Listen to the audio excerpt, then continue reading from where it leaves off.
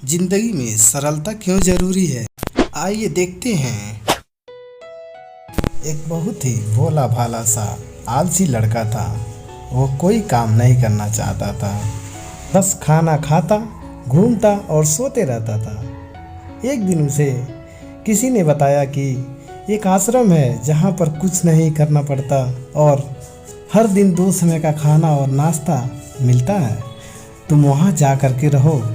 उस आलसी लड़के ने सोचा कि ये तो बहुत बढ़िया है और वह उस आश्रम में जाकर रहने को सोचा। और फिर वह भोला भाला आलसी लड़का अपना सारा सांसारिक जीवन छोड़कर उस आश्रम में जाकर रहने लगा।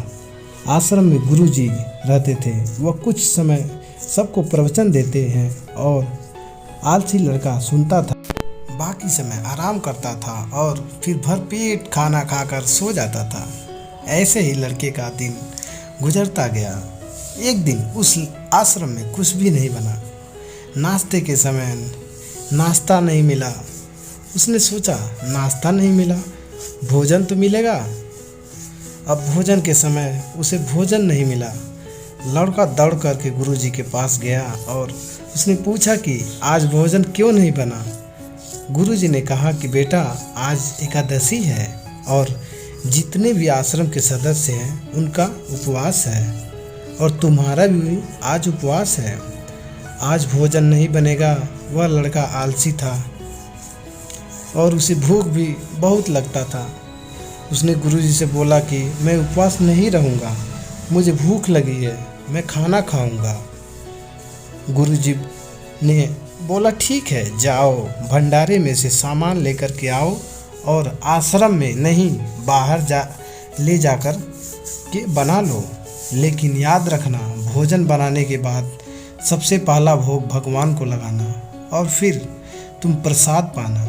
वह लड़का बोला ठीक है और फिर अनाज लेकर नदी की ओर पहुंचा। भोजन पकाने लगा, तैयार हुआ। उसके बाद कहने लगा कि भगवान श्री राम आइए, पधारिए, भोग लगाइए। अब जब उसे लगा कि भगवान तो आ नहीं रहे हैं तो फिर कहने लगा कि मुझे मालूम है आपको तो अच्छा खाने की आदत है, मैं तो नहीं बना पाया और मुझे अच्छा भोजन बनाने भी नहीं आता, लेकिन जो भी रूखा सूखा बना है आकर खा लीजिए।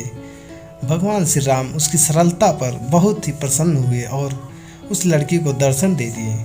उसने देखा कि भगवान श्री राम आए हुए हैं, उनके साथ में माता सीता भी आई हुई हैं, लेकिन लड़के ने सिर्फ 2 लोगों के लिए ही भोजन बनाया था, एक अपने लिए और दूसरा भगवान के लिए। और अब क्योंकि भगवान के साथ माता सीता भी आई हुई थी, तो उसने सोचा भोजन को माता सीता और भगवान के सामने ग्रहण करने के लिए रख दिया। भगवान श्री राम और माता सीता ने भोजन किया और उसके बाद जब वह जाने लगे तो भोला सा लड़का आलसी सा लड़का बोला कि प्रभु आप आए, दर्शन दिए, बहुत अच्छा लगा। मुझे खाने को कुछ नहीं मिला, लेकिन कोई बात नहीं, लेकिन आपसे एक विनती है कि अगली बार जब आप आएंगे तो कितने लोग आएंगे यह बता दीजिएगा, ताकि मैं उतने लोगों के लिए भोजन बनाकर रखा रहूं।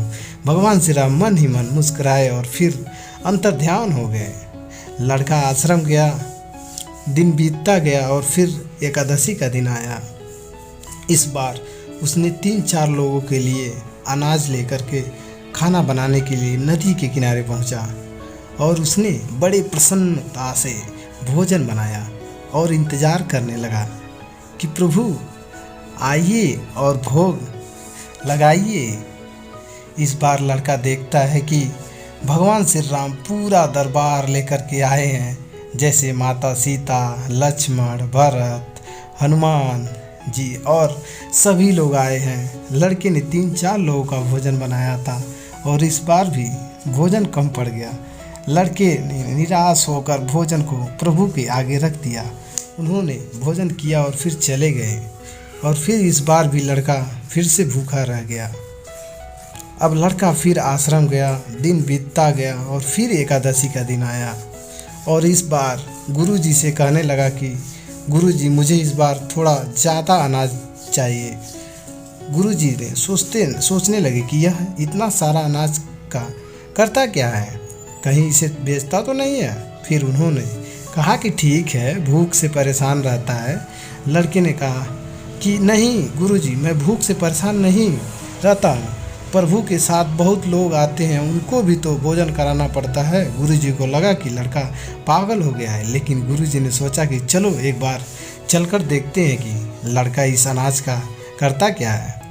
वो भोला सा लड़का अनाज लेकर के नदी के किनारे पहुंचा और इस बार भोजन बनाया नहीं। उसने सोचा कि प्रभु हर बार ज़्यादा लोगों को लेकर के आते हैं, इस बार वह जितने भी आएंगे खुद बना करके भोग लगा लेंगे। और फिर प्रेम से प्रभु को बुलाने लगा। गुरुजी ये सब छुप कर देख रहे थे कि ये भोजन तो बनाया नहीं और प्रभु को बुला रहा है।